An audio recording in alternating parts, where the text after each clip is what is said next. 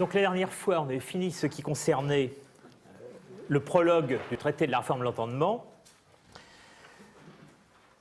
Donc aujourd'hui, nous pouvons aborder ce que Spinoza appelle la première partie de la méthode, et qui est en fait la section la plus longue de ce qui nous reste de ce traité inachevé. Donc, dans les paragraphes 50 à 80, cette première partie de la méthode va étudier toutes les formes d'idées qui ne sont pas l'idée vraie, pour savoir comment nous pouvons nous arranger pour ne pas être trompés par elles.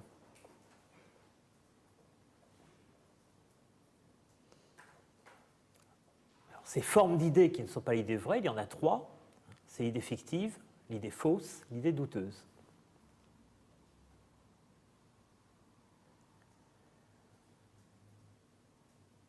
Le paragraphe 50 présente cette démarche.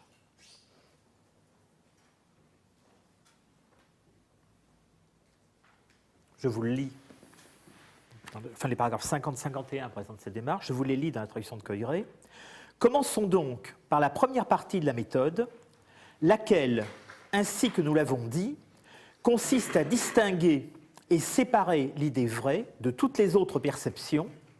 Je vous rappelle encore une fois que perception est le terme le plus général pour désigner la connaissance, vraie ou fausse, et empêcher l'esprit de confondre les idées fausses, les fictions et les idées douteuses avec les vraies. En latin, c'est ne falsas, fictas et dubias, queris confundat. Alors, le problème de la traduction Coiré ici, c'est qu'elle ne donne pas le parallélisme. Il faudrait traduire exactement les idées fausses, fictives, douteuses. Ce sont bien trois catégories, toutes les trois signées par adjectif.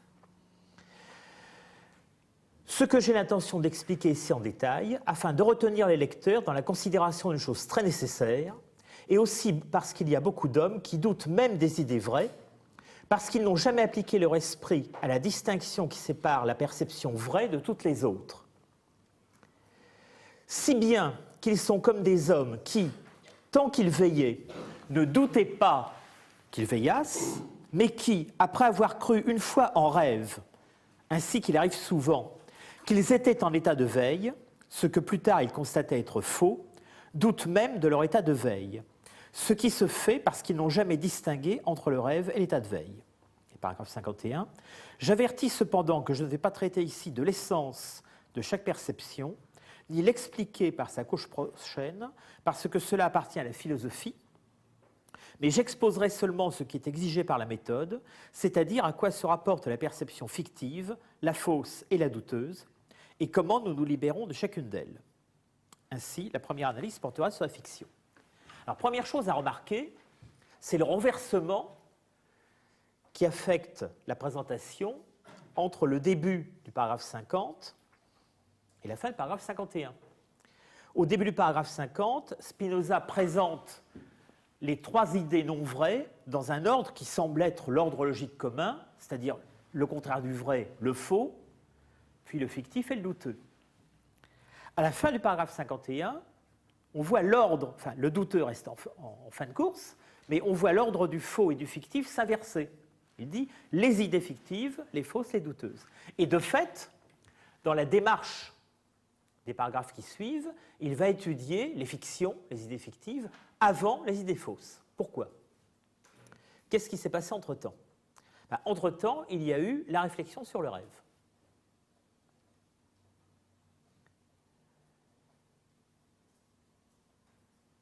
Alors, pourquoi, nous dit Spinoza, est-il nécessaire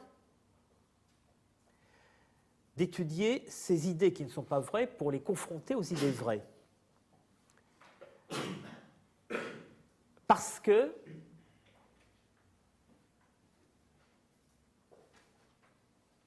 d'une part, cette considération est nécessaire, ça on l'avait dit précédemment, et d'autre part, parce qu'il y a beaucoup d'hommes qui doutent des idées vraies, parce qu'ils n'ont jamais appliqué leur esprit à la distinction qui sépare la perception vraie de toutes les autres.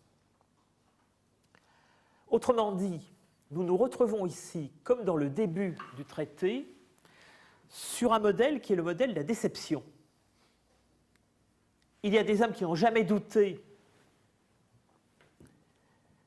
de la vérité du vrai.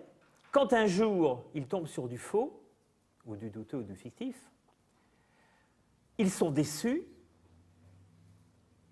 et cette déception les jette dans le trouble. En somme, on pourrait dire paradoxalement que cette déception les réveille. Sauf que c'est l'exemple du rêve et non pas celui du réveil qui va être utilisé.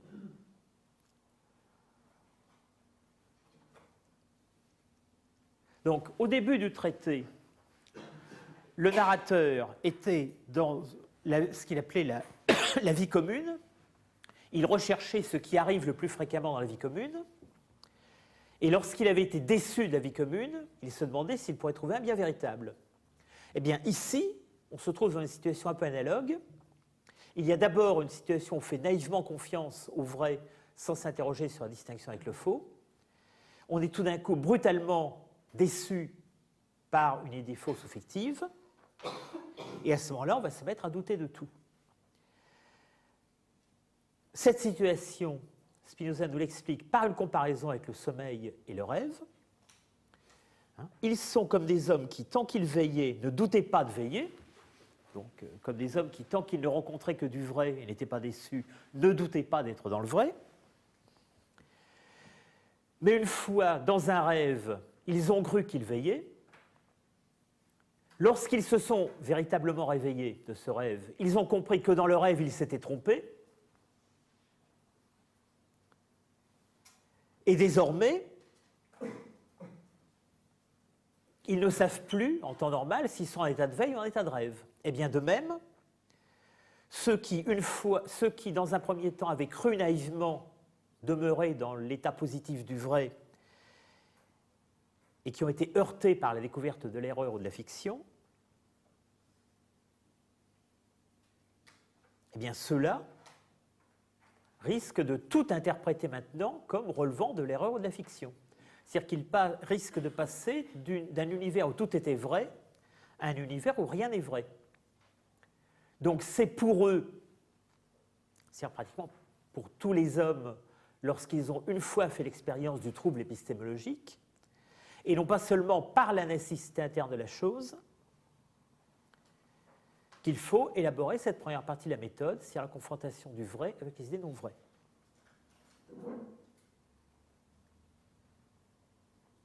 Donc, nous n'avons pu nous représenter réellement ce qu'était la puissance du faux, y compris sa puissance de nous faire douter de ce qui est vrai, qu'à condition de passer par sa matérialisation dans le rêve. Autrement dit, la puissance du faux tient à sa puissance de fiction. Donc, sans que ce soit dit explicitement, la réflexion même sur les destinataires de la première partie de la méthode et le fait qu'on ait pu réfléchir sur ce problème qu'à travers l'exemple du rêve a fait passer au premier plan dans les idées non vraies les idées fictives. Et du coup, le faux et le douteux apparaissent comme de simples annexes ou de simples dérivés du fictif.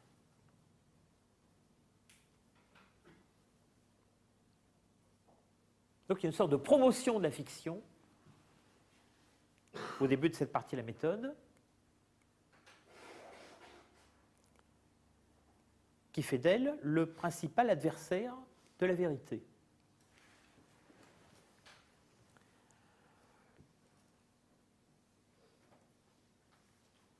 Alors, remarquez que dans ce qui suit, Spinoza ne définira jamais explicitement l'idée de fiction. Il ne dira jamais « voilà ce que c'est que la fiction ». Néanmoins, assez rapidement, dans la note du paragraphe 61,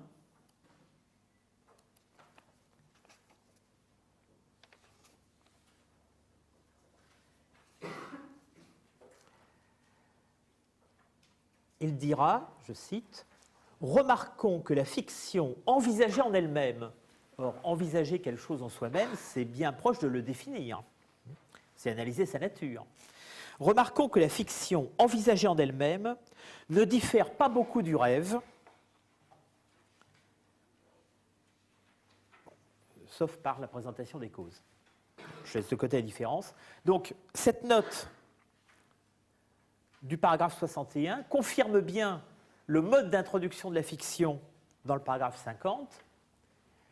Au fond, la fiction, on ne la définit pas, mais c'est quelque chose qui se comprend le mieux quand on la compare au rêve.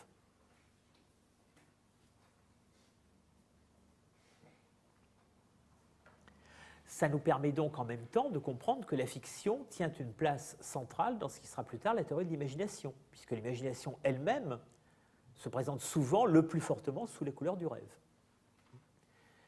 Elle ne se réduit pas au rêve, ni la fiction ni l'imagination ne se réduisent au rêve, mais finalement on comprend mieux les autres secteurs de la fiction et de l'imaginaire quand on les compare au rêve, quand on les rapproche de ce qui se passe dans le rêve. Donc, à partir du paragraphe 52 jusqu'au paragraphe 65, Spinoza va se consacrer à l'analyse de la fiction. On va y rester un peu en détail parce que c'est finalement ça qui est l'essentiel de cette partie de la méthode. Le faux et le douteux sont déduisants.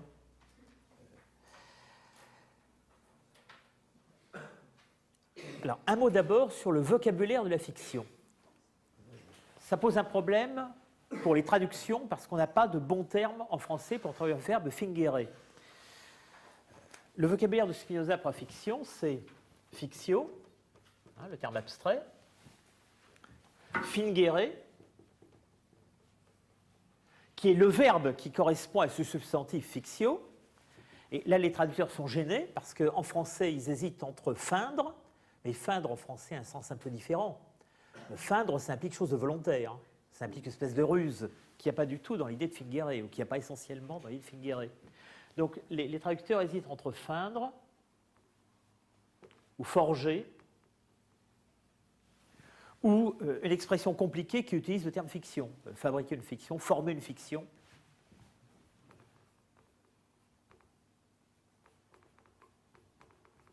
Alors à la limite, peu importe celui qu'on utilise, du moment qu'on est conscient que dans le texte latin de Spinoza, fingere est le verbe qui correspond à fictio. C'est exactement la même catégorie.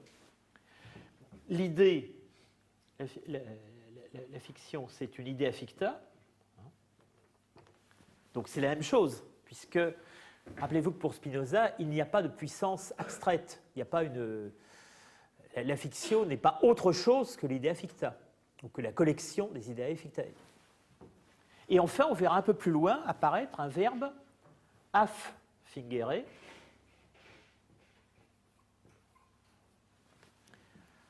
affingere liquide plus datif, c'est-à-dire attribuer par fiction quelque chose, par exemple l'existence, à quelque chose. Donc dans affingere, on trouvera encore un terme de la famille de fiction. Autrement dit, c'est ce vocabulaire qui va structurer toute la série des 14 ou 15 paragraphes qui suivent, en s'opposant ou en se composant avec une série d'autres termes qu'il faudra, sinon définir, du moins situer par rapport à ce fingere. En particulier, il faudra se demander quel est le rôle de intelligere, concipere, putare ou supponere. Et en fait, ça va être le jeu de ces verbes qui va construire la théorie des différentes sortes de fiction et des usages qu'on peut en faire. Je commence par le paragraphe 52, maintenant, c'est là que commence la théorie de la fiction. Spinoza commence par énoncer qu'il existe deux sortes de fictions, les fictions qui portent sur l'existence et les fictions qui portent sur l'essence. On commence par les premières. Donc les premières, c'est celles où l'existence d'une chose est susceptible de fiction, alors que nous connaissons la nature de la chose. Les secondes, c'est celles où la fiction porte sur la nature, l'essence de la chose elle-même. Alors, bien qu'il n'y ait pas de définition de la fiction, pour fixer les idées, on peut tout de suite énumérer la série des exemples sur lesquels Spinoza va raisonner. Les exemples de fiction qui portent sur l'existence, ça va être un individu, Pierre, que je connais, donc je connais sa nature, mais je peux me demander s'il vient ou s'il ne vient pas, s'il est à la maison ou s'il vient me voir. Donc la fiction la porte sur un événement. Je peux, ou je je pourrais feindre, forger, que je n'existe pas, que Dieu n'existe pas, que la chimère existe. L'exemple extrême, c'est je me demande si un éléphant peut passer par le chat d'une aiguille, par un trou de souris. Enfin, si un objet très grand peut passer par un espace très petit. Vous remarquez que ce terme de fiction sur l'existence recouvre en fait deux situations, mais qui, aux yeux de Spinoza, sont au fond identiques. Premièrement, quand il s'agit d'un individu, d'un être, moi, Dieu, Pierre que je connais, est-ce qu'il existe ou non? Et deuxièmement, quand il s'agit d'un événement, l'éléphant qui passe par le chat d'une aiguille, Pierre qui vient me rendre visite, est-ce que l'événement a lieu ou non? Donc le terme d'existence, ça ne renvoie pas simplement à l'existence d'une chose, ça peut être l'existence d'un événement. Donc la mise en relation de deux ou plusieurs choses. Le terme est donc vaste.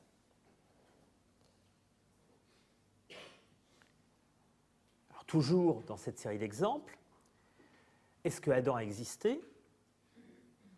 Est-ce que la Terre est une demi-sphère? Est-ce que le Soleil se meut autour de la Terre? Est-ce qu'une chandelle peut brûler dans un espace imaginaire?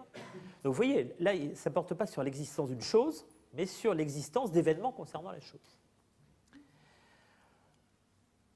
Bon, je laisse de côté pour l'instant la deuxième série d'exemples, ceux qui concernent les fictions sur la nature des choses.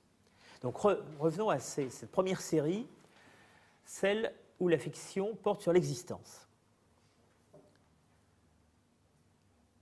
Elle porte donc, au fond, sur un événement au sens large.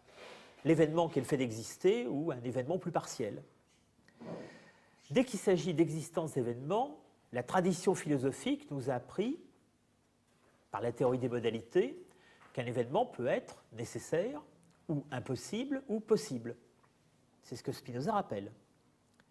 Cependant, on va voir que tout en reprenant des définitions extrêmement courantes, il va incurver cette théorie des modalités pour en faire toute autre chose.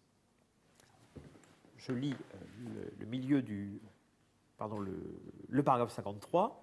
J'appelle impossible une chose dont la nature implique qu'il est contradictoire qu'elle existe. L'impossible, c'est le contradictoire par nature. L'exemple qui sera donné quelques lignes plus loin, c'est la chimère. Exemple tout à fait classique. J'appelle nécessaire une chose dont la nature implique qu'il est contradictoire qu'elle n'existe pas. L'exemple sera donné un peu plus loin, c'est Dieu. Une fois qu'on a compris la nature de Dieu, on sait qu'il est impossible qu'il n'existe pas. Donc, il n'y aura pas de fiction possible, ni sur l'impossible, ni sur le nécessaire. C'est sur la troisième catégorie que va se concentrer la fiction.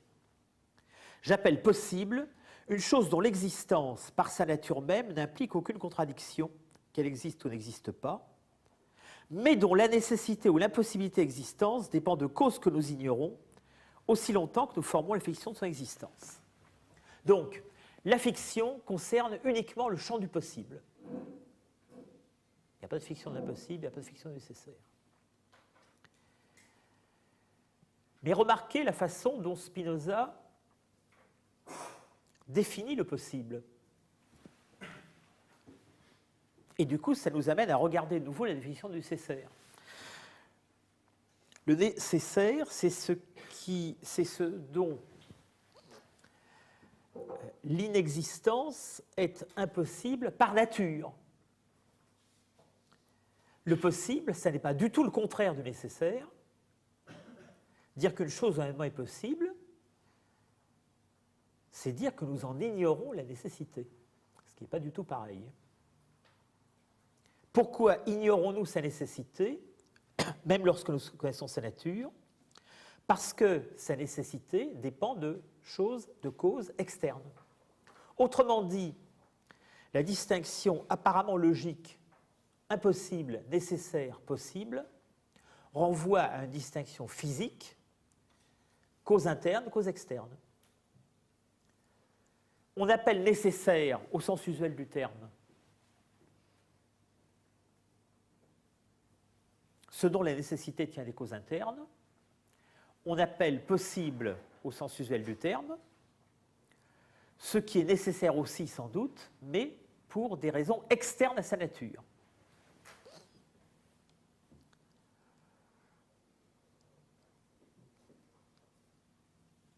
Et c'est cette extériorité de la cause qui ouvre le champ à la fiction.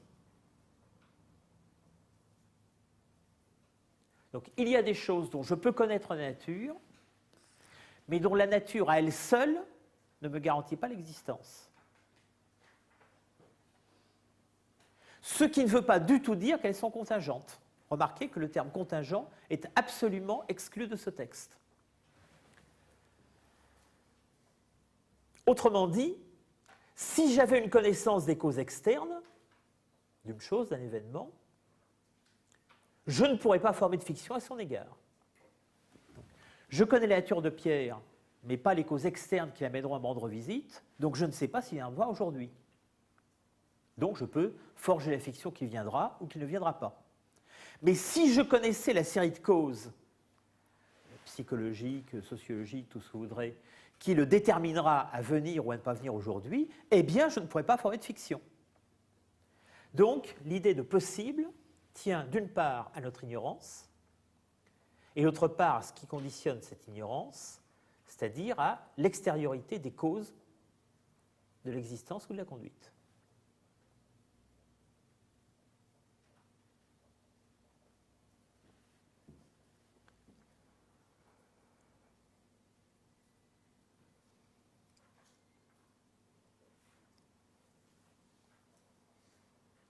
Ce qui a une conséquence immédiate, c'est qu'au fur et à mesure que notre connaissance des liens externes entre les choses va progresser, notre capacité à forger des fictions va diminuer.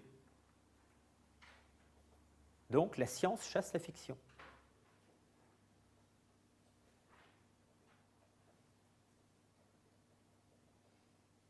La connaissance de la nature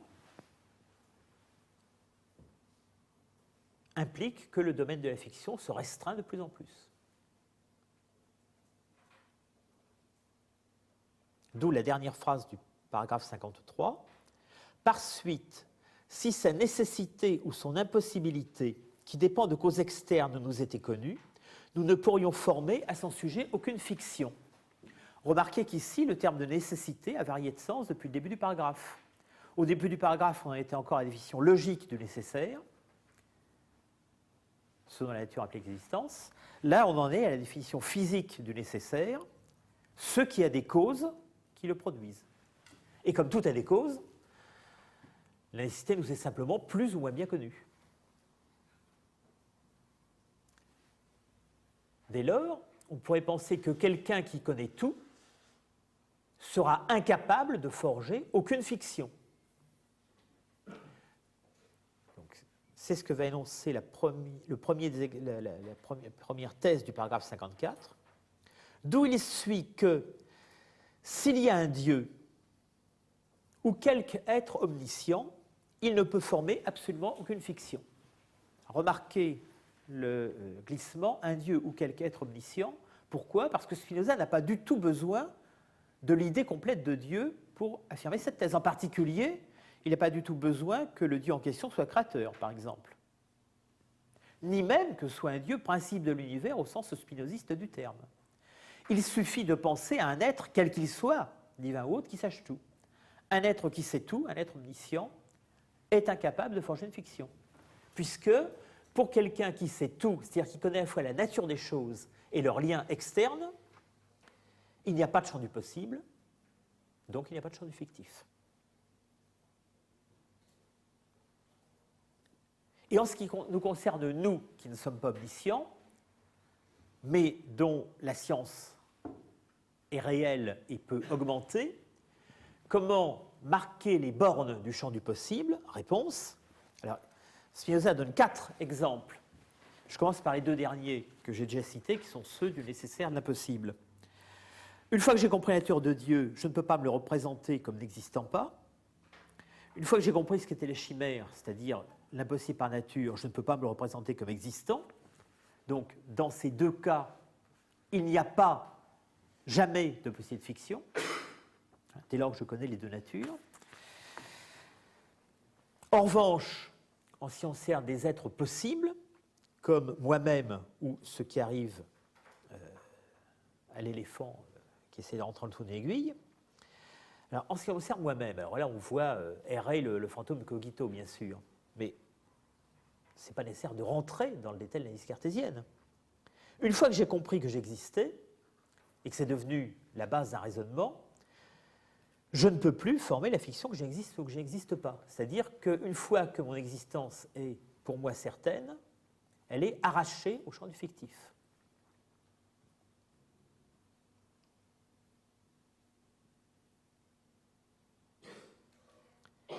Et enfin, la fiction de l'éléphant. Là, on peut analyser la nature de l'éléphant tant qu'on veut.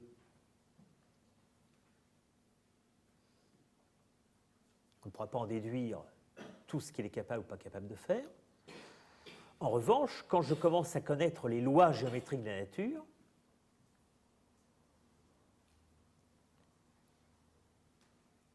ou les lois physiques de l'élasticité, par exemple,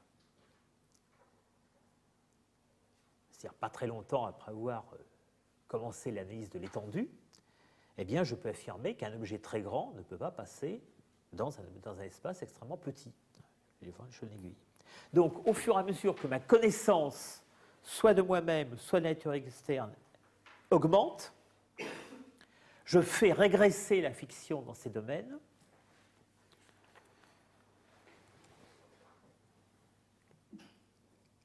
Et je me déplace donc dans un univers de certitude égal à celui qui concerne l'impossible et le nécessaire. Et Spinoza conclut le paragraphe 54 en disant « D'où suit clairement ce que j'ai dit, à savoir que la fiction dont nous parlons ici ne concerne pas les vérités éternelles. » Alors, qu'est-ce que c'est les vérités éternelles dans le vocabulaire de Spinoza? C'est d'une part les choses qui sont nécessaires ou impossibles par leur nature, mais c'est aussi les lois éternelles de fonctionnement des objets qui ne sont pas éternels. Donc, même en ce qui me concerne ou en ce qui concerne l'éléphant, nous ne sommes pas éternels, mais nous sommes gérés par des lois de la pensée ou du repos et du mouvement qui sont, elles, des lois éternelles. L'éternité, dans ces deux cas, c'est la nécessité interne, bien entendu. Ça n'a rien à voir avec la perpétuité, ou du moins la perpétuité n'en est que une conséquence. Alors, on pourrait penser que quand on en est ici, on a réglé la question des fictions portant sur l'existence. Au fond, la réponse est simple. Pour ce qui est des choses que je connais par de vérité éternelle, il n'y a pas de fiction possible. Et pour ce qui est des autres, eh bien, il n'y a de fiction que tant que je n'ai pas fait avancer la connaissance scientifique. Néanmoins, Spinoza va non pas donner une autre solution, mais indiquer une sorte de raccourci, un chemin pour arriver plus vite aux solutions concernant les objets singuliers. C'est l'objet paragraphe 55, où il énonce qu'il en est de l'existence comme de l'essence. Toute connaissance générale est une connaissance confuse. Si je veux savoir ce qu'est Adam, et que je commence par essayer de définir l'être en général, ça ne donnera qu'une idée très vague de ce que peut être Adam. Donc la vraie connaissance de l'essence, la vraie connaissance de la nature d'une chose, procède par connaissance du singulier, des lois singulières. Connaître Adam, c'est connaître les lois singulières de la nature d'Adam, et non pas énoncer de généralité sur l'être. Eh bien, il en est de même pour l'existence. Quand je me demande si tel individu, Adam par exemple, existe, si j'essaye de concevoir cette existence de façon très générale, je la comprendrai de façon extrêmement confuse, et donc, je n'arriverai pas à échapper à la fiction. Si au contraire, j'essaye de la connaître de la singularité, c'est là que j'ai le plus de chances de l'insérer dans les lois réelles de la nature, donc d'échapper à la fiction. Alors, remarquez le vocabulaire dans lequel Spinoza explique ceci. Je le lis en latin, je traduis.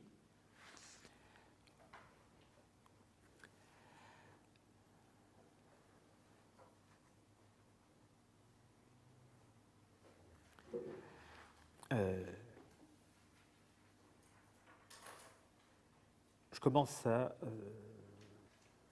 adeo ut existentiam exempli gratia adami tantum per generalem existentiam concipere velimus. Tellement que si, par exemple, nous ne voulions concevoir l'existence d'Adam que par le moyen de l'existence en général. Donc, remarquez que ici, Spinoza utilise le verbe concipere,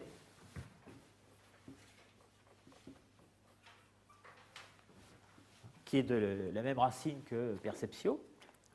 Concipere désigne le terme le plus général, la représentation que nous avons de la nature de quelque chose.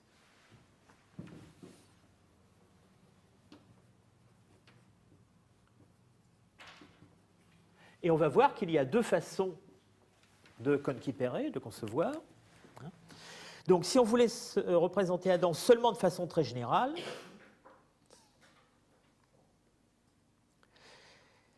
ce serait la même chose que si, pour concevoir son essence, nous appliquions à la nature de l'être, afin de définir finalement Adam comme étant un être.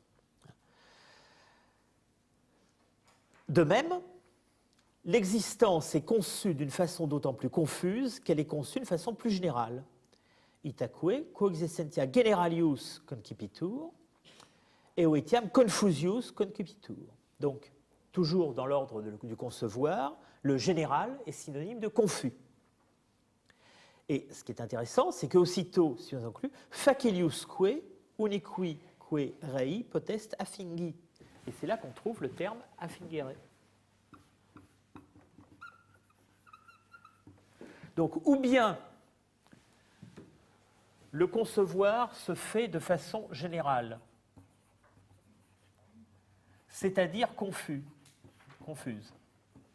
Et alors, le concevoir se transforme en fiction. Le concevoir consiste à appliquer, à attribuer à un être l'existence de façon très facile, parce qu'il n'y a rien qui nous en empêche. Les limites d'attribution posées par une connaissance scientifique, par une connaissance singulière, sont inexistantes, donc je peux automatiquement attribuer l'existence à n'importe quoi, dans la mesure où, sous ce mot d'existence, je ne mets que du général du confus. Donc vous voyez qu'on va de général à confus et de confus à facile à feindre, facile à forger. Contra, au contraire, ubi particularius concipitur, là où on conçoit de façon particulière, plus particulière, clarius tum intelligitur, on comprend, on intellige de façon plus claire, et difficilius aliqui, desire ipsi, ubi non attendimus sanatura ordinem, affingitur. Donc la chose à ce moment-là, quand elle est conçue de façon plus particulière, je fais la traduction que est comprise de façon plus claire, on va mettre particulier égale clair.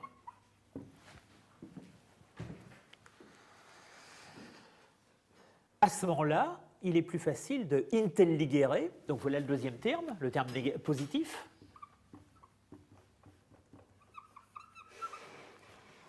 Et l'intellection se faisant plus claire, on ne peut plus attribuer l'existence à n'importe quoi, sauf à la chose elle-même qui existe.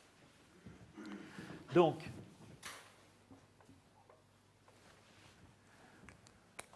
le raisonnement de Spinoza se marque bien dans ce lexique, un terme général concipere, formule perception, ou bien cette perception est générale, alors elle est confuse et alors je forge des fictions, ou bien cette perception est particulière, alors elle est claire, et alors je forge des intellections, c'est-à-dire le contraire de la fiction. Donc là je suis en idée fictive, là je suis en idée vraie.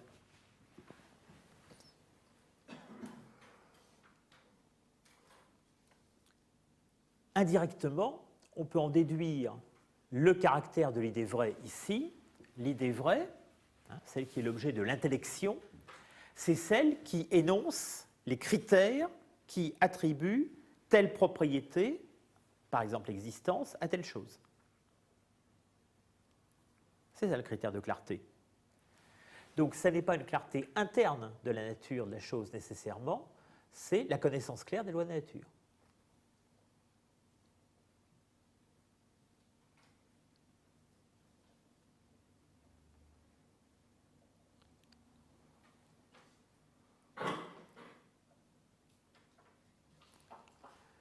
maintenant, avant de passer à l'autre forme de fiction, Spinoza veut encore régler deux questions. Paragraphe 56 et paragraphe 57, deux formes particulières de fiction. Alors, le paragraphe 56 va répondre à une objection possible qui est tirée du début du paragraphe 54. Au début du paragraphe 54, il avait énoncé, on l'a vu, que si un être est omniscient, alors il ne peut pas former de fiction.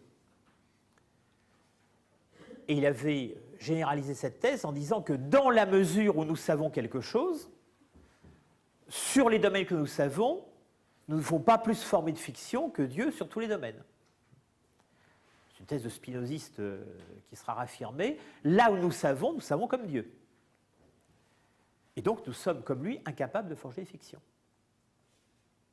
Rappelez-vous que dans tout ce texte, il apparaît clairement que cette incapacité est un phénomène positif.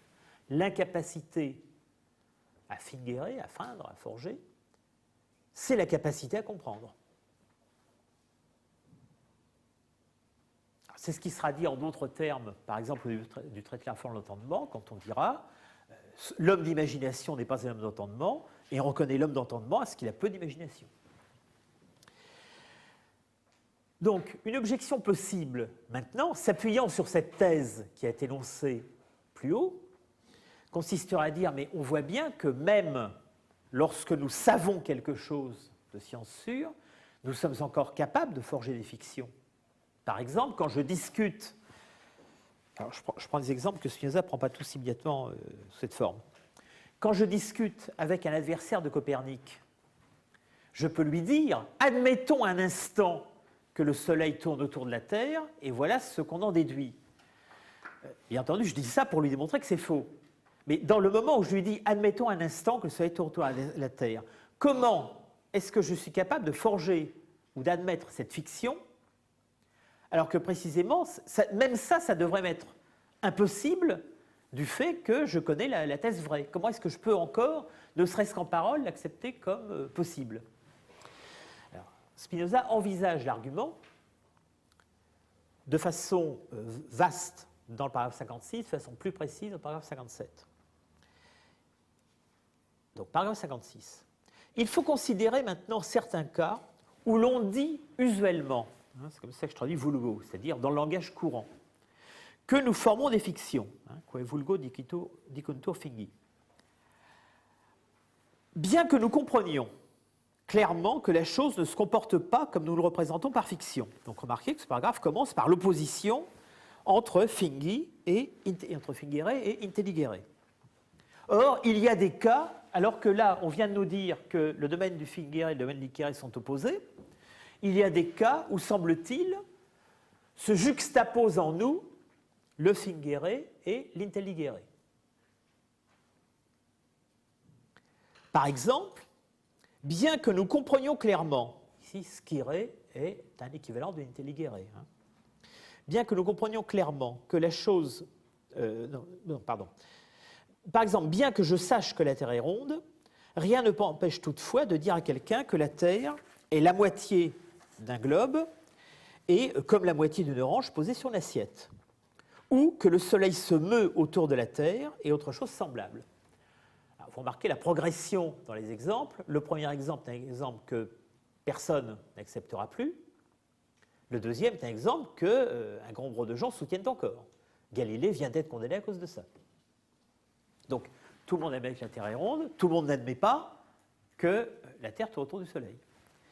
Donc, l'hypothèse géocentrique apparaît simplement comme un cas de fiction, simplement légèrement moins absurde que l'hypothèse de la non-sphéricité de la Terre. Alors, qu'est-ce qui se passe dans ce cas-là? Quand je discute, donc c'est une hypothèse qui se place dans le cadre d'une discussion. Quand je discute avec quelqu'un, soit avec un élève à qui j'explique l'astronomie, soit avec un adversaire qui défend les thèses astronomiques fausses, comment ça se fait que dans un premier temps, je puisse possiblement admettre quelque chose que je sais être faux? Réponse. Si nous y réfléchissons, nous n'y verrons rien qui ne s'accorde avec les choses déjà dites. pourvu que nous remarquions d'abord que nous avons pu nous tromper à un certain moment et maintenant être conscients de nos erreurs. Donc j'ai pu croire autrefois, par exemple quand j'étais enfant, que le Soleil tourne autour de la Terre, et maintenant que je sais que c'est la Terre qui tourne au Soleil, je me souviens de l'erreur que j'ai commise. Puis que nous pouvons former la fiction, ou du moins admettre que d'autres hommes sont dans la même erreur. Alors, remarquez, le vocabulaire Spinoza ici, c'est fingere aut ad minimum putare. Et un peu plus loin, il dira de même fingo aut puto.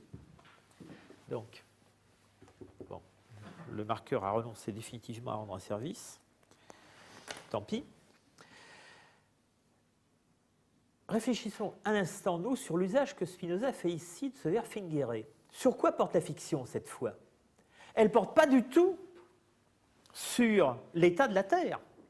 Elle porte sur l'état de l'interlocuteur. Ce que je feins, ce que je forge, ça n'est pas que la Terre, est le centre du monde. C'est que mon adversaire ou mon interlocuteur croit que la Terre est le centre du monde.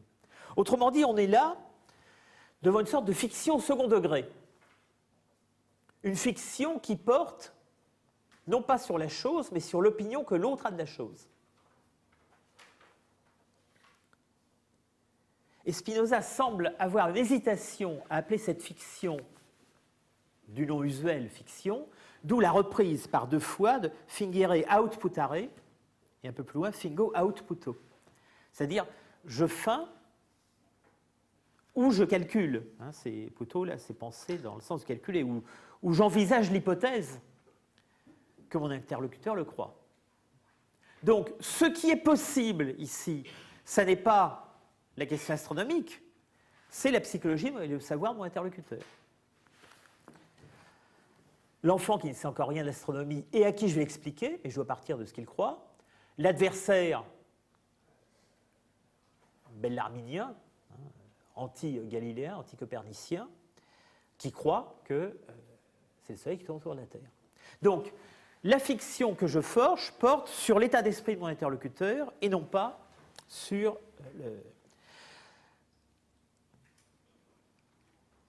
la chose.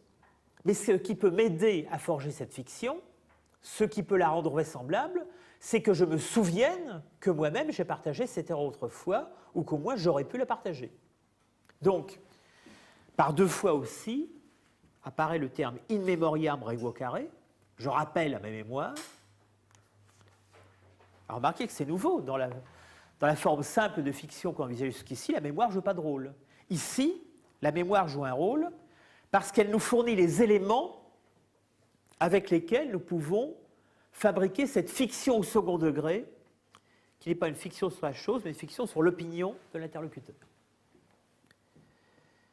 Remarquez bien, une nouvelle fois, qu'ici, la fiction n'est pas quelque chose de productif. La fiction se contente d'associer des éléments qui viennent d'ailleurs, en l'occurrence des éléments fournis par la mémoire. Donc, alors, je relis le raisonnement.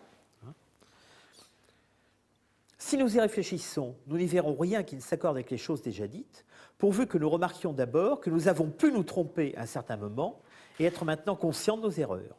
Puis que nous pouvons former la fiction, ou du moins admettre, c'est comme ça que Coeurette putare, que d'autres hommes sont de la même erreur ou qu'ils peuvent y tomber, comme nous le fîmes précédemment. Nous pouvons, dis-je, former cette fiction tant que nous n'y voyons aucune impossibilité ni aucune nécessité. Mais l'impossibilité ou la nécessité, ici, c'est l'impossibilité ou la nécessité de la croyance de l'autre. Lors donc que je dis à quelqu'un que la Terre n'est pas ronde, etc., je ne fais rien d'autre que rappeler en ma mémoire l'erreur qui peut-être a été mienne ou dans laquelle j'ai pu tomber, et après cela, former la fiction ou admettre que celui à qui je le dis est encore dans la même erreur ou peut y tomber. Et ainsi que je l'ai dit, je forme cette fiction tant que je n'y vois aucune impossibilité ni aucune nécessité. Par contre, si j'en avais l'intellection, donc là on retrouve le intelligere, qui est le contraire de la fiction. Alors, si j'en avais l'intellection, c'est-à-dire si je savais de connaissance sûre ce que pense mon interlocuteur, si je savais qu'il sait que la Terre tourne autour du Soleil, à ce moment-là, je ne pourrais former aucune fiction. On dirait seulement que j'ai operatum, que j'ai construit de toutes pièces, ça me paraît meilleur que effectué. On dirait seulement que j'ai construit un exemple de toute pièce.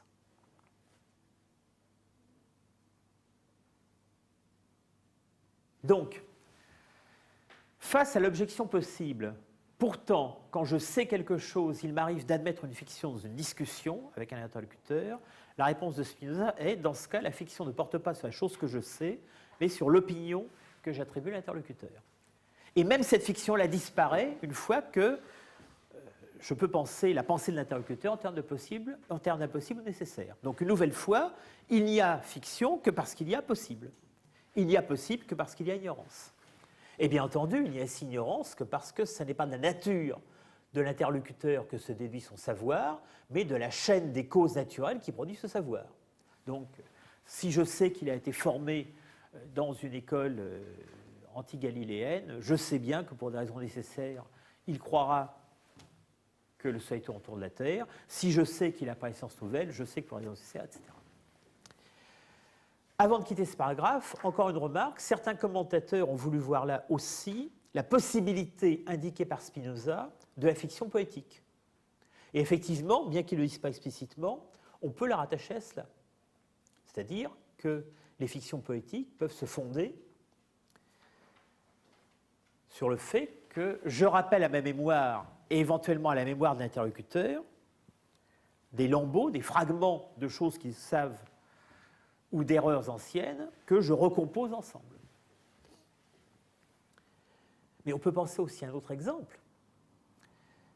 Si on compare ce que Spinoza dit de Moïse dans l'Éthique et dans le traité théologico-politique.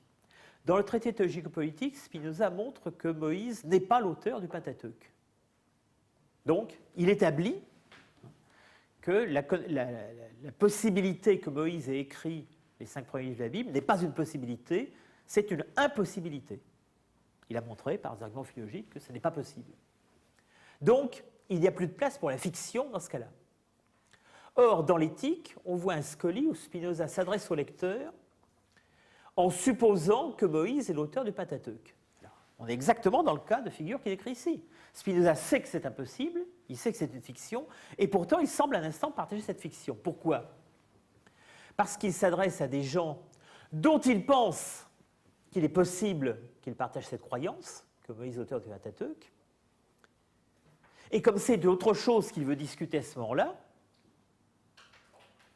c'est-à-dire de la question du bien et du mal, de la morale, etc., et non pas du tout de l'authenticité des textes bibliques, il n'a pas du tout besoin d'introduire ici une science qu'il possède, donc il se remet en mémoire ce qu'il pense que ses interlocuteurs croient. Il est donc exactement dans cette situation du paragraphe 56.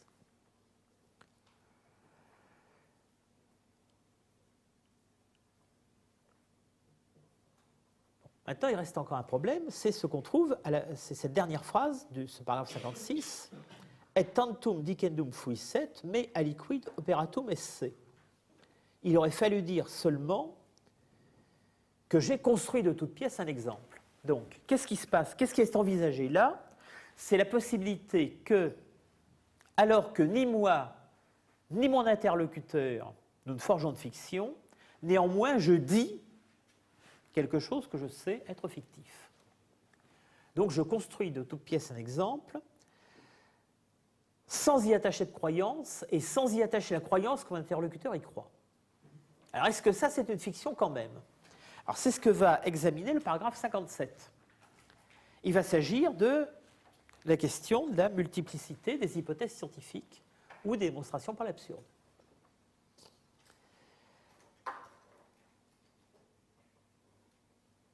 Il reste encore, Spinoza, ainsi que nous l'avons déjà noté, à traiter de ce que nous supposons, supponuntur, dans les questionibus, quand il aurait traduit les discussions, il s'agit des questions disputées. Alors ça peut être des questions disputées de façon scolastique, mais ça peut être aussi des questions discutées dans les sciences modernes. Alors remarquez que Spinoza introduit un nouveau verbe ici, c'est supponere. Nous faisons une hypothèse, nous supposons que. Qu'on dirait traduit par des assumptions. Pas très joli. Bon. ce terme supponere va structurer tout le paragraphe 57. Alors, ce qui est intéressant, c'est que précisément, à la différence de fingere, supponere peut coexister avec intelligere. Je peux à la fois comprendre et supposer. Je peux comprendre une chose et supposer le contraire. Alors qu'on avait vu qu'il n'arrive jamais que je comprenne une chose et que je feigne, que je forge le contraire. Quand on peut avoir l'impression que je feigne ou je forge le contraire, en réalité, on l'a vu, la fiction porte sur l'esprit de l'interlocuteur, non pas sur la chose. Ici, il s'agit au contraire d'une hypothèse qui porte sur la chose même dont je sais qu'elle est impossible. Exemple, il y en a deux. Supposons que cette chandelle qui brûle ne brûle pas, ou supposons qu'elle brûle dans quelque espace imaginaire, c'est-à-dire dans un espace où il n'y a pas de corps. On fait parfois des suppositions semblables, bien que l'on comprenne clairement que la dernière soit impossible. Alors, réponse de Spinoza, il le dit deux fois, mais lorsqu'on fait cela, on ne forme pas du tout de fiction. Et un peu plus loin, il dirait « Nulla igitur datur hic fictio ». Il n'y a donc ici aucune fiction, mais simplement des assertions, assertiones. Donc supponere, supposer, c'est produire des assertions. Des assertions qui ne sont fictives à aucun degré, ni sur la chose, ni sur l'interlocuteur. Alors, quelle est leur fonction? Alors d'abord, comment sont-elles possibles? Deuxièmement, quelle est leur fonction? Alors, elles sont, d'une part, elles sont possibles de la même façon que les précédentes, c'est-à-dire par le jeu de la mémoire. Mais par un jeu un peu plus complexe de la mémoire, c'est-à-dire par un jeu d'une mémoire qui isole des morceaux de ce que je sais. Donc, quand je veux imaginer une chandelle qui à la fois brûle et ne brûle pas, eh bien, il faut que dans ma mémoire, je rappelle un moment où cette chandelle ne brûlait pas et que je la juxtapose à l'image de la chandelle elle-même, ou bien que je me rappelle une autre chandelle que je juxtapose à celle-ci. Donc, ce qui me permet, face à une chandelle qui brûle, d'imaginer qu'elle ne brûle pas, de faire la supposition qu'elle ne brûle pas, c'est la juxtaposition imaginaire de deux moments différents. Deux moments portant sur deux individus singuliers ou portant sur deux instants de l'existence du même individu singulier. De même, se demander si une chandelle brûlerait dans le vide, alors que je sais que c'est impossible, ça revient à isoler pour un instant l'image de la chandelle qui brûle de l'image des corps qui l'entourent, y compris de l'air dont elle a besoin pour brûler. Donc, la possibilité factuelle de la chose, la possibilité de supponere, elle tient à la capacité qu'a ma mémoire d'isoler des faits l'un de l'autre ou de les recomposer. Maintenant, à quoi cela sert-il? Quel est le sens de cet isolement-recomposition, c'est-à-dire de ce jeu de la mémoire et de l'attention? C'est tout simplement la construction d'une hypothèse scientifique, une hypothèse par l'absurde. Soit pour une réfutation par l'absurde, soit pour prouver des conséquences.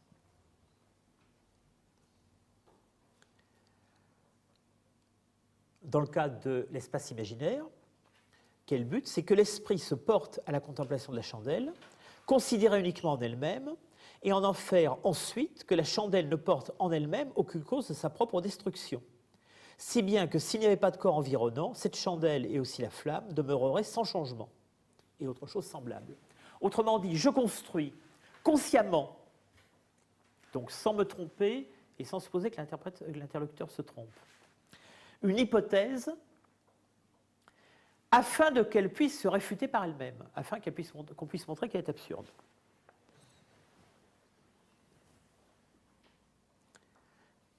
Conclusion, il n'y a ici aucune fiction, mais seulement de simples assertions, et surtout des assertions vraies. Verae ac merae assertiones. Alors comment Spinoza peut-il dire qu'elles sont vraies, puisqu'il s'agit clairement de choses fausses? Et tout simplement, l'assertion est vraie en deux sens. Premièrement, chacune des parties de l'assertion est vraie. C'est vrai que cette chandelle existe. C'est vrai qu'une autre chandelle sans flamme existe. Et la conclusion que je tire de leur juxtaposition, il est absurde de mettre les deux images l'une à côté de l'autre, est vraie aussi, à mesure où elle fait apparaître l'absurdité de la composition. Donc, à aucun moment, il y a eu adhésion de l'esprit au fictif. Le fictif a au fond été simplement construit verbalement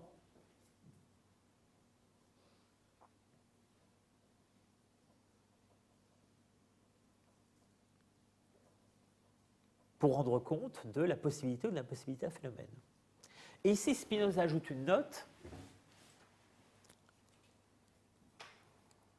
dans laquelle il assimile à ce type de construction rationnelle les hypothèses astronomiques, en fonction du principe qu'il existe plusieurs hypothèses astronomiques qui rendent compte des mêmes résultats.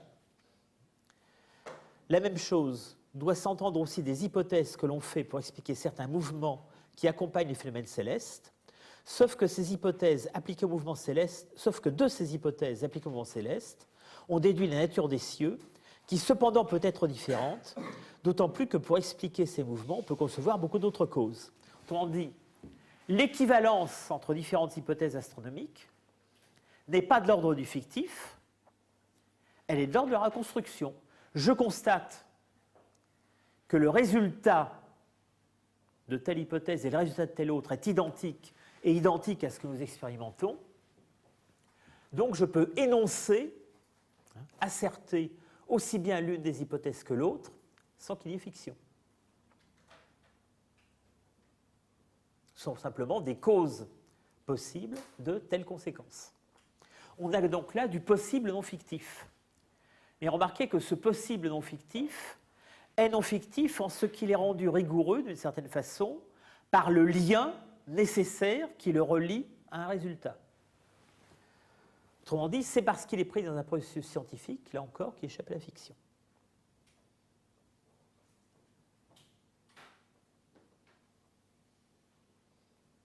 Donc, fin du paragraphe 57, on a fini avec les fictions qui portent sur l'existence, soit d'une chose, soit d'un événement. On a vu qu'en fait, tout le raisonnement de Spinoza a été construit de façon à légitimer le processus de la recherche scientifique et à montrer que ce processus repoussait de plus en plus le champ du fictif. Notamment, sans que ça ait jamais été dit, soit le champ du religieux, soit le champ des hypothèses pseudo-scientifiques impliquées par des thèses religieuses. Bon, c'est le cas de la discussion sur Copernic et Galilée. Maintenant, on va passer aux fictions qui portent sur les essences. On va voir que cette fois, au contraire, la religion va être mise en cause de façon de plus en plus nette et explicite. Alors, qu'est-ce qu'une fiction qui porte sur l'essence ? Cette fois, il ne s'agit pas de savoir si les choses existent ou non, plutôt leur existence sera secondaire. Il s'agit de savoir si on peut forger des natures. Exemple de fiction portant sur des natures. Alors, je les prends dans l'ensemble des paragraphes. Une mouche infinie, une âme carrée, un arbre parlant, un homme se changeant brusquement en pierre ou en source. Alors, vous voyez bien la liste des choses qui sont impossibles par nature. Ce sont des choses qui sont contradictoires une fois qu'on connaît la nature des choses. Une fois qu'on sait que la mouche est un mode fini de l'étendue, on comprend qu'il ne peut pas y avoir de mouche infinie. Même pas la peine de s'interroger sur son existence, c'est la nature même qui est contradictoire. Une fois qu'on comprend que l'âme est de l'ordre de la pensée, on ne peut pas forger l'idée qu'une âme est carrée. Remarquez que ce n'est pas évident pour tout le monde. Hobbes, par exemple, pense que l'âme, comme Dieu, sont des choses étendues, qu'il y a d'objets existants que corporels.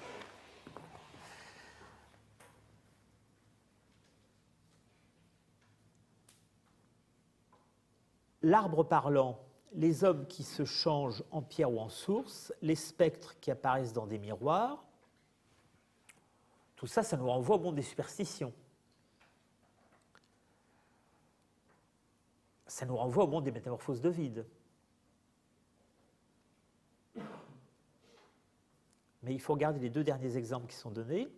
Ou que des dieux se transforment en bêtes. C'est également quelque chose qu'on trouve dans les métamorphoses. Jupiter qui se transforme en taureau mais la phrase ne s'arrête pas là, que des dieux se transforment en bêtes et en hommes. Or, qu'un dieu se transforme en homme, ce n'est pas seulement dans la mythologie gréco-latine que ça se trouve, c'est une des thèses essentielles de la religion chrétienne. C'est le principe de l'incarnation. Donc tout d'un coup, l'idée de l'incarnation se trouve mise dans les fictions portant sur la nature, au même titre que les métamorphoses ou que la mouche infinie et l'âme carrée.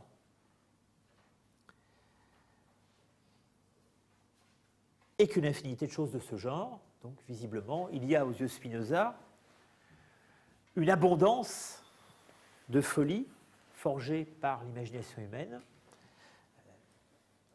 les dogmes religieux n'en étant qu'un exemple parmi d'autres et visiblement ne nécessitant pas une explication particulière.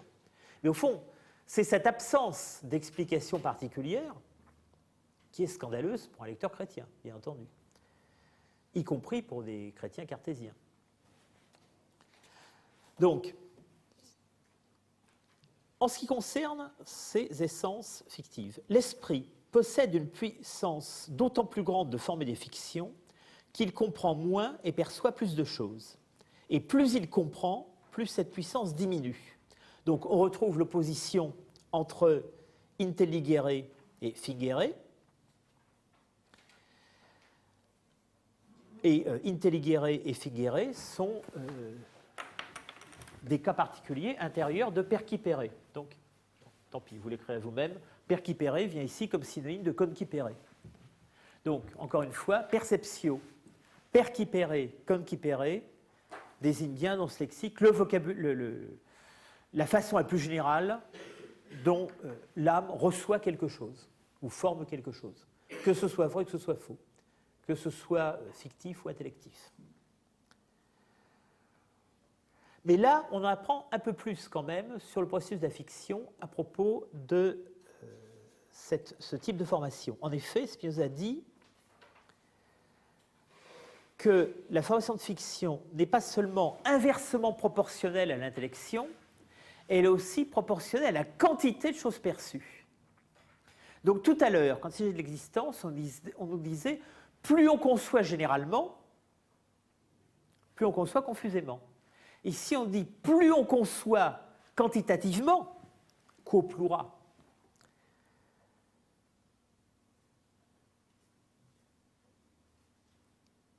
plus on a de chance de former une fiction. Autrement dit, l'abondance des matériaux fournis par la nature extérieure, alors qu'on n'est pas capable de maîtriser par l'intellection, augmente les chances de constituer des êtres fictifs.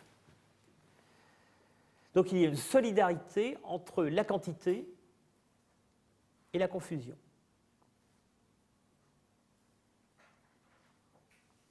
Alors ça ne veut pas dire qu'aux yeux de Spinoza, la simple quantité d'informations suffit à former des fictions, mais la quantité d'informations non maîtrisées par l'intellection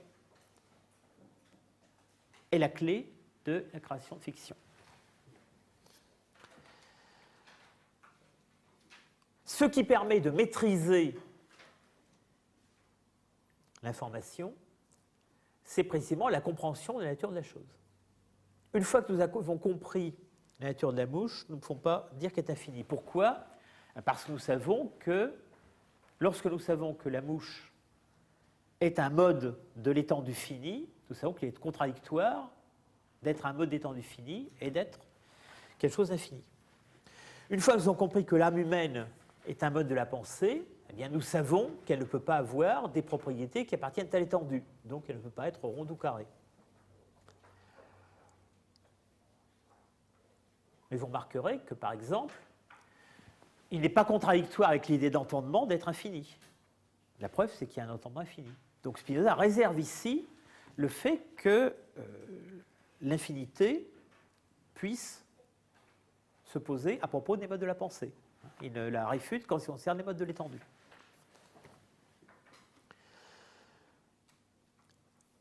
Autrement dit, quelle est la clé de la création ou de l'impossibilité de la fiction? C'est encore une fois la science de la nature. C'est dit explicitement à la fin du paragraphe 58. Mais ainsi que nous l'avons dit, les hommes peuvent former des fictions d'autant plus facilement et en nombre d'autant plus grand qu'ils connaissent moins la nature. Et c'est là qu'il est facile de créer des arbres qui parlent, etc., etc. Donc, une fois que j'aurai la connaissance biologique de ce qu'est un arbre ou un animal, je n'aurai plus la capacité de créer la fiction que l'arbre parle ou que l'homme peut changer un animal. Tant que je ne connais pas les lois intérieures de la nature de ces êtres, qu'est-ce qui m'empêcherait de créer ces fictions? Autrement dit, on voit bien que la fiction, c'est une espèce de flux qui est retenu par des barrages, ces barrages étant, quand ils existent, la connaissance des lois scientifiques. Quand je ne connais pas ces lois, rien s'oppose au dévalement, à l'irruption de fictions non contrôlées.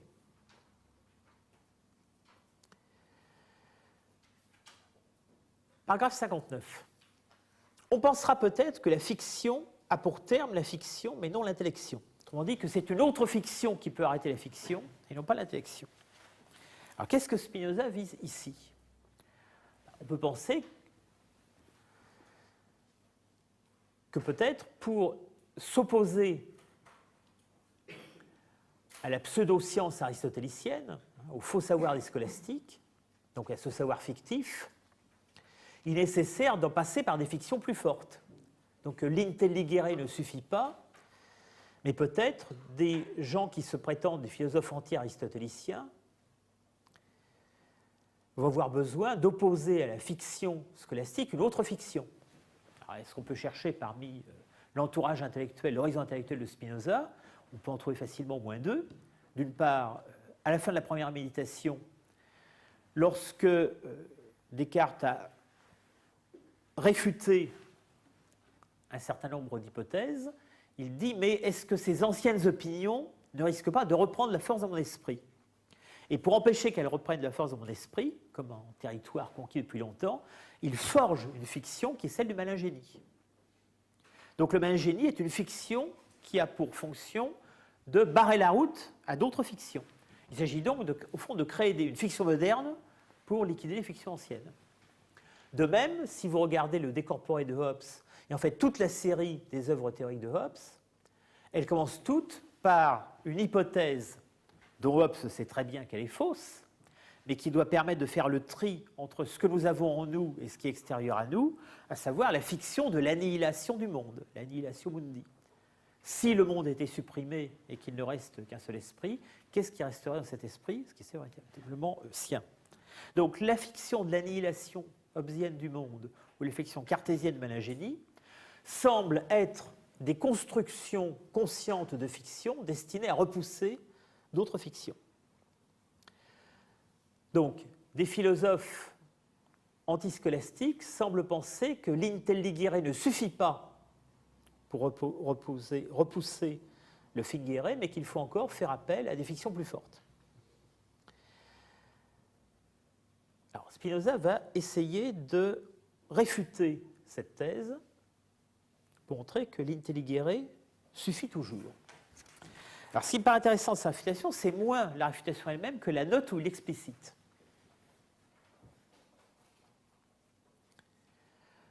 En effet, dans la réfutation, il suit, dans un premier temps, le raisonnement des défenseurs de la fiction constructive, et puis il s'interrompt à un certain moment en disant ça ne suffit pas, c'est pas la peine d'aller plus loin, laissons-les à leur délire, mais retirons des paroles que nous avons échangées avec eux une vérité utile à notre but. Et cette vérité, c'est que l'esprit, s'il s'applique à la fiction d'une chose fausse par sa nature, afin de l'examiner et de la comprendre, et d'en déduire en bon ordre ce qui peut en être déduit, en fera facilement voir la fausseté. Autrement dit, l'application de l'esprit en bon ordre, encore une fois, on est dans la représentation de la science par l'ordre dû, permettra de voir la fausseté de ce qui est faux. Et Spinoza ajoute une note dans laquelle il dit « J'ai l'air toutefois de conclure par expérience, et on dira peut-être qu'il n'en est rien parce que la démonstration manque. Donc si quelqu'un veut cette démonstration, qu'il l'obtienne. » Alors, ce qui est intéressant, c'est la démonstration. Puisqu'il ne peut rien avoir dans la nature qui s'oppose à ces lois, comme tout se fait conformément à ces lois déterminées,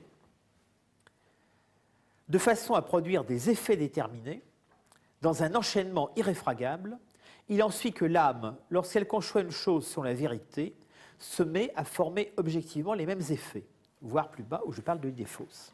Autrement dit, le nœud de la réfutation de l'idée sur laquelle il serait nécessaire d'avoir recours à la fiction et non pas à l'intellection pour réfuter la fiction, c'est le procès, encore une fois, le processus de la connaissance de la nature. À partir du moment où on a compris que dans la nature, tout se fait selon des lois et que toute chose est effet de loi, à ce moment-là, ces déterminations sont reproduites dans l'âme lorsqu'elle connaît, et l'intellection, qui est la puissance de reconnaissance de ces déterminations, suffit à repousser les enchaînements faux.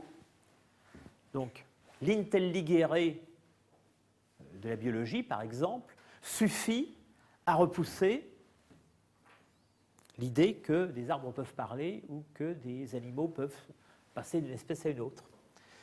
L'intelligere du fonctionnement de la pensée suffit à repousser toutes les erreurs que je peux avoir sur la pensée, le rêve, etc., etc. Donc, la production même de la connaissance de la nature produit des idées claires et distinctes. Vous remarquez l'expression cartésienne, mais cette expression cartésienne est utilisée en un sens non cartésien. Donc, pourvu que nous percevions une chose clairement et distinctement, nous n'aurons nullement à craindre d'en former la fiction.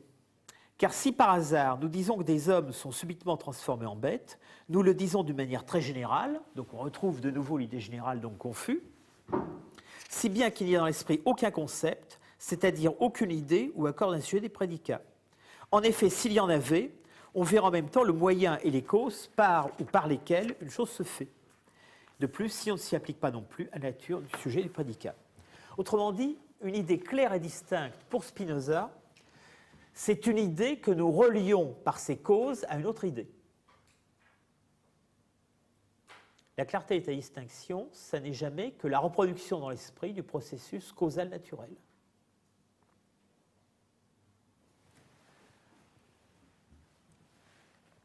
Donc quand nous appliquons à une idée, ou bien nous voyons clairement quel processus causal qu'elle reprend, et dans ce cas, elle est vraie, ou bien nous nous rendons compte que ce processus est confus, et dans ce cas, elle est fausse.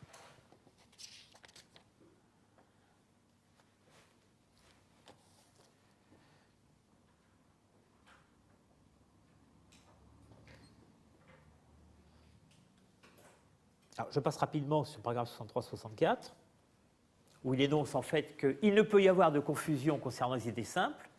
La confusion ne peut s'introduire que pour les idées composées. Et ce qui chassera la confusion, c'est précisément d'introduire un lien de causalité entre les différentes parties de l'idée composée. Alors, nous arrivons maintenant au paragraphe 65 qui conclut tout ce long passage sur la fiction. Et il faut bien se rendre compte que tout ce long passage, en fait, est le centre du traité de la foi de l'entendement.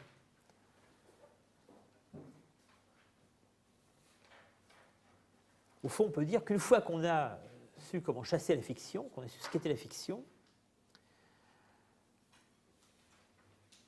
on a répondu à l'essentiel de la question de la méthode. Concluons encore une fois brièvement et constatons qu'il n'est aucunement à craindre que la fiction soit confondue avec des idées vraies. En effet, en ce qui concerne le premier genre de fiction, c'est-à-dire la fiction portant sur l'existence, à savoir celle où la chose est conçue de manière claire, nous avons vu que si cette chose qui est clairement conçue, ainsi que son existence étant sur une vérité éternelle, nous ne pouvons former aucune fiction à son sujet. Mais si l'existence de la chose conçue n'est pas une vérité éternelle, il faut seulement prendre soin que l'existence de cette chose soit mise en rapport avec son essence et en même temps tenir compte de l'ordre de la nature. Donc, premier cas, fiction sur existence, ou bien il s'agit de vérité éternelle, il n'y a pas de fiction possible. Ou bien il s'agit de choses non éternelles, il n'y a de fiction possible qu'à mesure où nous ne connaissons pas l'ordre de la nature. Deuxième cas, la fiction portant sur l'essence. Quant à la fiction du second genre, nous avons dit qu'elle est une application simultanée et sans assentiment à diverses idées confuses, de choses et d'actions diverses existant dans la nature. Nous avons vu également, alors, premièrement, première sous-catégorie, qu'une chose absolument simple ne peut être l'objet d'une fiction mais seulement d'une intellection. De même, une chose composée, pourvu que nous portions attention aux parties les plus simples dont elle se compose. Bien plus, nous ne pouvons même pas former d'elle des fictions d'action qui ne soient pas vraies. Car nous serons forcés de voir en même temps comment et pourquoi de telles choses sont produites. Quid fiat. Je conclus sur cette partie concernant la fiction. Premièrement, ce qu'elle est. Deuxièmement, ce qu'elle n'est pas. Premièrement, ce qu'elle est. On a vu que même lorsque Spinoza s'appuie sur des termes empruntés à la tradition philosophique ancienne, possible, nécessaire, impossible, ou récente, cartésienne, idées claires et distinctes, en fait, il s'en sert dans les deux cas pour mettre en place petit à petit une théorie de la nécessité causale et des liens nécessaires dans l'ordre de la nature. En fait, la vraie garantie contre les fictions, c'est ça. C'est la connaissance de ces liens nécessaires. Et cette connaissance se suffit elle-même, elle n'a pas besoin de garantie externe. Deuxièmement, ce que cette description des fictions n'est pas. Spinoza l'a dit au début, elle n'est pas une explication des raisons pour lesquelles naissent les fictions.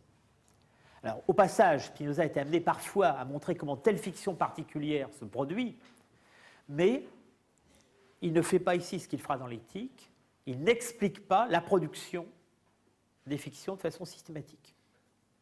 On n'est pas ici dans une théorie de la production des connaissances. La seule chose qu'il cherche à faire, c'est premièrement décrire les idées fictives et leur différence avec les idées vraies, et deuxièmement montrer comment s'en garder. Donc je dirais un usage, une fonction à la fois descriptive et thérapeutique, et non pas une fonction explicative. La dimension explicative étant réservée pour sa philosophie, c'est-à-dire le livre qui appellera plus tard l'éthique.